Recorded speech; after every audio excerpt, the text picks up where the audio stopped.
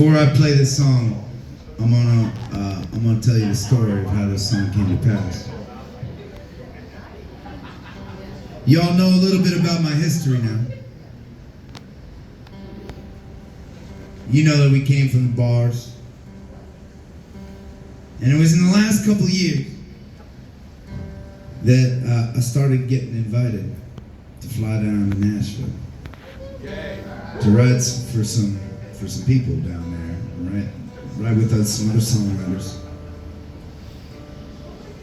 And that's been pretty exciting. I mean, it's pretty amazing to get to, they do it in a different way than I've ever done it down there. I mean, they got people there that they got these writer publishing deals, right? So they're on salary, and every day, going into the office for them, they get matched up with a different songwriter, and they show up at a studio, and you got 4 hours, right? And sometimes it's 2 people in a room, and sometimes it can be 5 people in a room.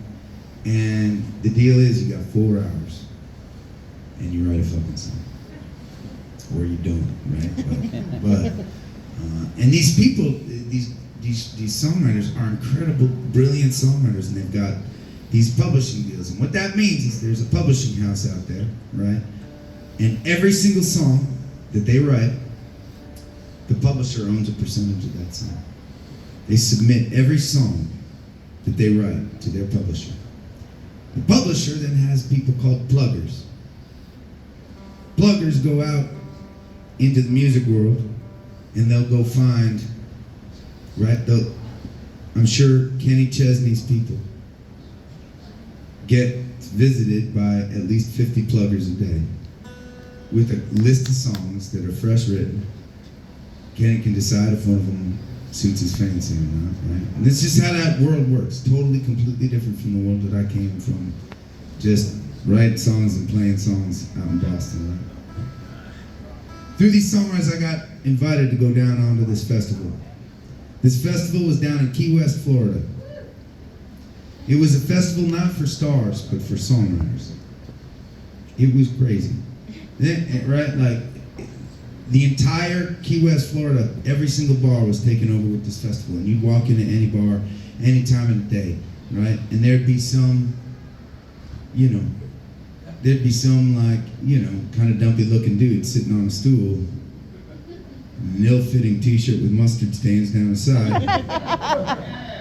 And he'd be singing a song, and he'd be like, damn, that's a good song. And someone would lean over and be like, yeah, that's, Tim McGraw's 2017 #1. That's the guy that wrote it right there. The guy with the mustard stains? Come on, man. They matched the artists up down at this festival because you have to have a roommate. And they put me with the guy named Clint Daniels. Clint Daniels has written a #1 song for Tim McGraw. He just wrote a #1 song for Eric Church called Some of It, for those of you who listen to country music. It's one of my favorite songs. Play it. Yeah, I fucking can't play it. It's a really good song, man. Some of it learn the hard way, some of it you read on a page, some of it comes with heartbreak, most of it comes with age. Bunch of it, none of it ever comes easy. A bunch of it you maybe can't use. No problem, no what I think I do, but there's something to some.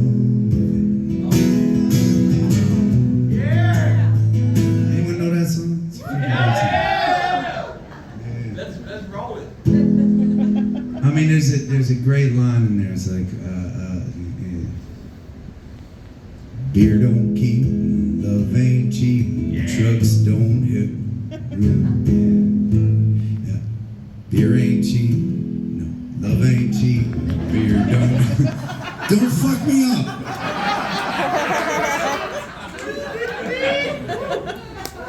This is it. Beer don't keep, love ain't cheap, trucks don't wreck themselves. Mama ain't a shrink, Daddy ain't a bank and God ain't a wishing well. Isn't that a fucking great line? That's how the song starts. Damn. That was Clint's line, right? So they put me in this. Now, Clint Daniels is, right, like, you know, he is from Panama City, Florida. And he has been in Nashville for, I don't know, 30 years or something like that.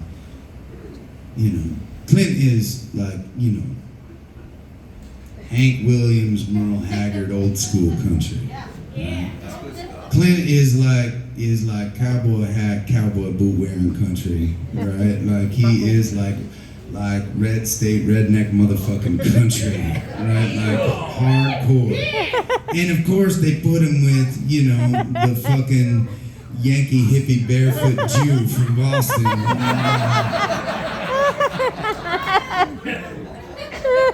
Now that relationship was gonna go one of two ways.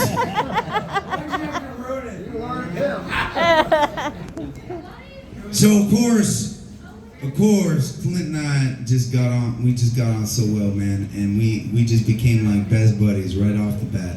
And I loved his songwriting, he loved my songwriting, and we spent the whole entire week, right? We were like Jekyll and Hyde, right? I mean, we just spent the whole week going from show to show. We'd play our sets, we'd watch each other, and then we'd go and see music. And you know, and man, Key West is a crazy place. Have you ever been to Key West in here? Yeah, it's crazy. So this is basically my recollection of Key West. You can walk in to any door at random in Key West, and on the other side of that door will be some kind of fucking rum bar. And behind the bar will be some old salt that washed up on shore 30 years ago and became a bartender. Who can make the most dangerous, Captain Tony, who can make the most dangerous tropical drinks you've ever had in your life. And then here's the crazy thing. You're allowed to take the drinks and just walk out the fucking door and walk down the street with them. It's crazy. It's insane. It's a crazy place. I don't know how it exists, right? So Clint, like everybody else, right, throughout the day, wherever we were, he had his tropical drink with him. I was a little bit more, I was just a little more boring, right? I had my whiskey in my hand wherever we went, right? And that was just our thing. And we would be having all these moments throughout the week, and every once in a while I would lean over to Clint, like we'd be hearing some amazing song, we'd be laughing at a joke, and I'd lean into Clint and I'd be like, hey man, don't you think you ought to switch to whiskey about now? And he'd tell me to fuck off, and we'd go off and do the next thing, you know. And that was how it went the whole week, right? Fast forward to the end of the festival, the last night of the festival, right? We've been there for like 7 days. We don't know up from down at this point. It's 2 a.m. and the last night of the festival. We're at a bar called the Smoking Tuna. 2 a.m. It's like the last showcase of the entire festival. Smoking Tuna is packed, standing room only. Clint and I are standing in the back, watching our favorite songwriter the entire week. A guy named Win Varble. Is that not the best name you've ever heard in your entire life? Win Varble, you know? And Win was telling this story. He played this song, and I know this is a famous song, and some of you will know it, right? But I have never listened to the famous version of this song.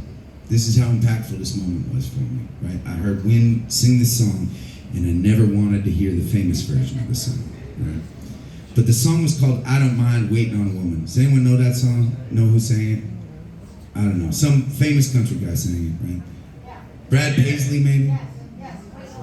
Waiting on a Woman. Brad Paisley.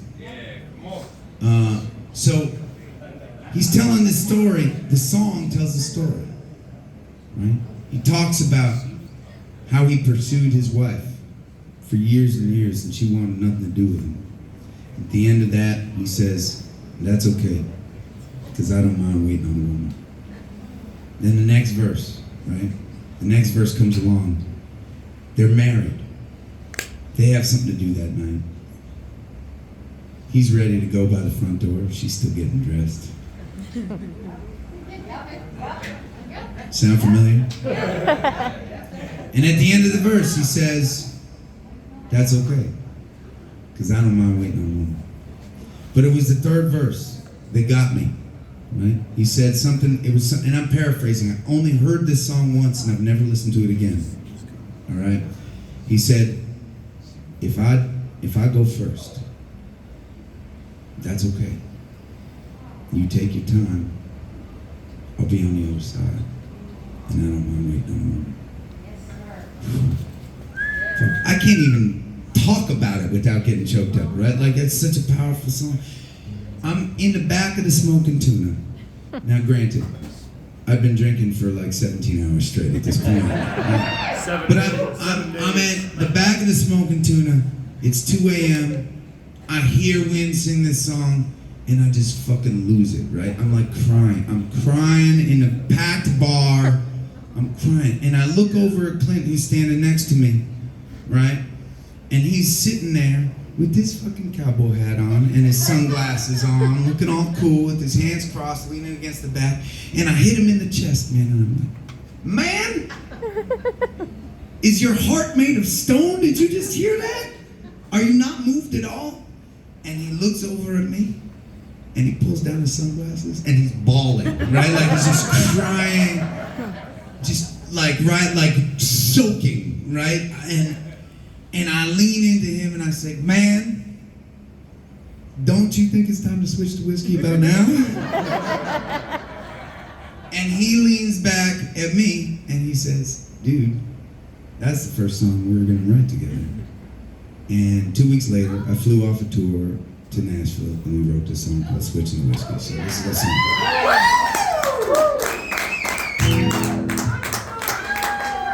I mean, the song itself is like a tenth the length of the fucking story. I'm sorry.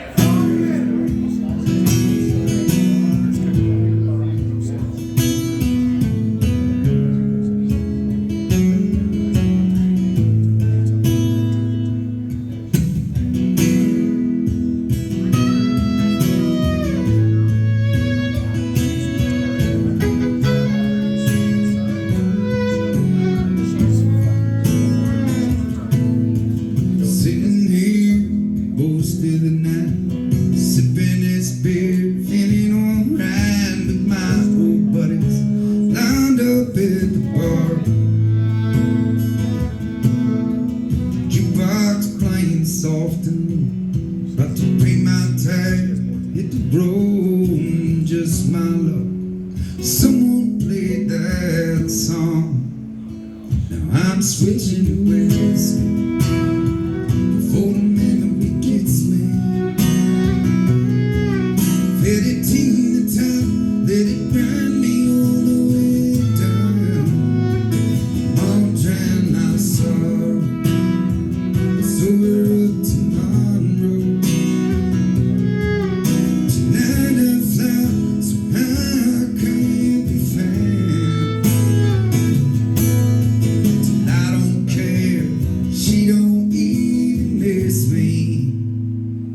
I'm switching to whiskey.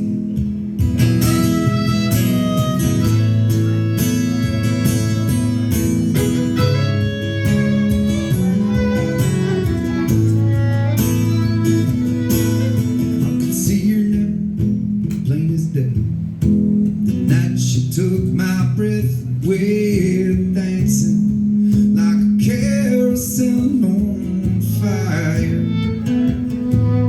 Through the barroom smoke, her blue